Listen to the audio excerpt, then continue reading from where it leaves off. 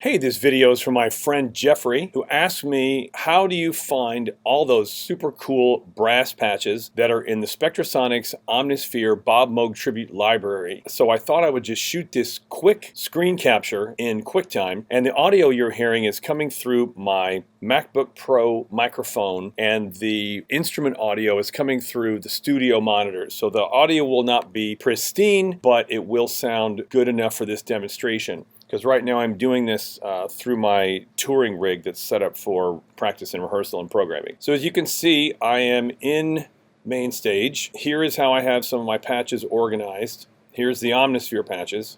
The way that I like to use main stage is the top half I have all my patches, and then the bottom half is where I have my patches for the songs that we're going to perform. Then I can use aliases, and that's all described in another video. So anyway, here's Omnisphere. So in my Omnisphere patches folder, I'm going to click the gear icon, and I'm going to click New Patch with Channel Strip. So create. So now I have a patch inserted in my Omnisphere patches folder. Here's my channel strip. Navigate to the channel strip. Click Instrument. Click Omnisphere. Click Stereo. And it's going to pull up Omnisphere. And so across the top here we have our 8 layers of synthesizers, of patches or sound design, whatever you want. And then we have the multi button. So I'm going to show you the individual patches first, and then I'll show you how to create a multi where you can stack the things up. So if you just want one at a time, that's selected. You click this folder to take you to the browser. Go to the directory. Here's all Spectrasonics. Here's all the libraries, but just select the Moog Tribute Library. Then in one of these columns, you should be able to have an author selection. Now I have it over here, but you may have it in a different one of these columns. But just make sure that one of these 4 columns has author as an option. Oh, and don't you just love the spinning pizza wheel of death? That's great. Okay, so we're going to scroll down here, and we're going to go to Steve Porcaro.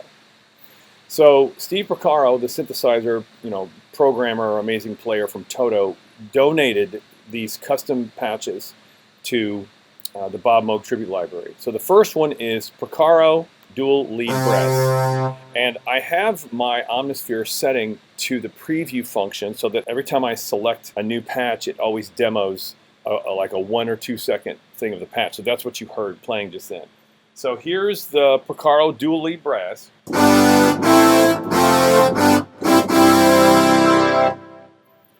And that sounds amazing. And then there's also the Toto Octave Brass.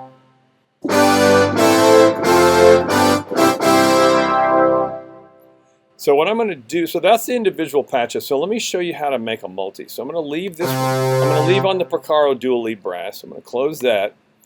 And that's been selected in this first layer here. So I'm going to go over here to Multi.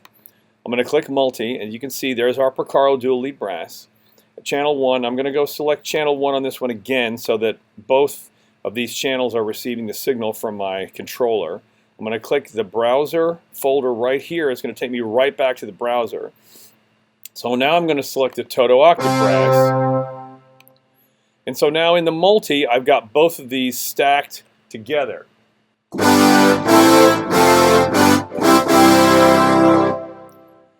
That sounds amazing, and you think, well, that's awesome, but now I've got a little mixer function here. So maybe the octave's a little too much. We'll turn that down, pull that back a little bit.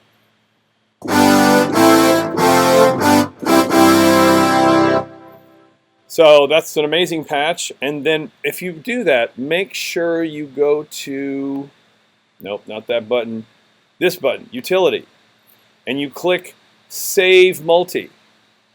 And then you can save it, wherever you want to save it, tag it, and in your folder, whatever you want to do.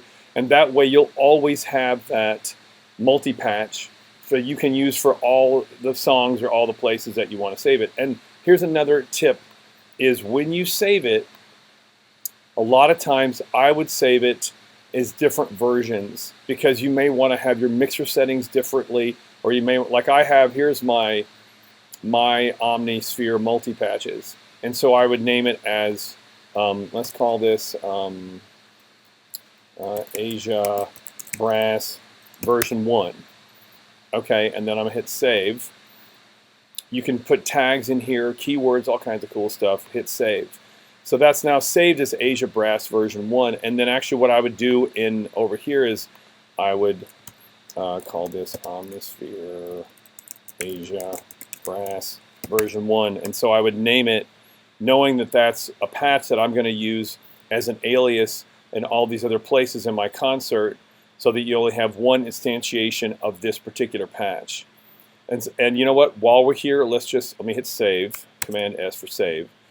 And let's say I wanted to use that somewhere else in the concert. So this is the single instantiation of this one patch, and then I can use it anywhere in the concert with those particular settings. So let's say I want to use it somewhere else. Actually, okay, so my complete way I would do it would be, there's that. I'm going to change the icon because I just am kind of anal like that. Let's change the attributes. I'm going to call this here Asia Brass version 1. Let's give it a nice fat blue color. Put the mixer on there. Okay, I'm going to hit save. And then what you do is, now that you have this initial patch programmed, you only have to program it one time. Now, so you select the channel strip. Command C copies the channel strip. And I come down here to, I don't think I have another place I can, you know what, let's go down here and we're going to paste it into a blank patch. Okay, I've got a patch and I'm going to do Option Command V. Option Command V. And what it does is it pastes that patch in as an alias, so it relieves a lot of the load on your computer because you're not constantly using the same patch. You don't have it in there, 15 times because you have it in all of your songs. And you know that by the little green arrow, because that tells you that that is an alias that's pointing back to the original patch. And of course, that's blowing out my main, so we would pull that, we would mix that and pull it down to, like minus 11. Try it now. There we go. And then we'd hit save. So that is a way to do an immense amount of programming while taking a lot of load off your CPU. There you go. I hope that this video has been helpful. Thanks a lot, and we'll see you next time.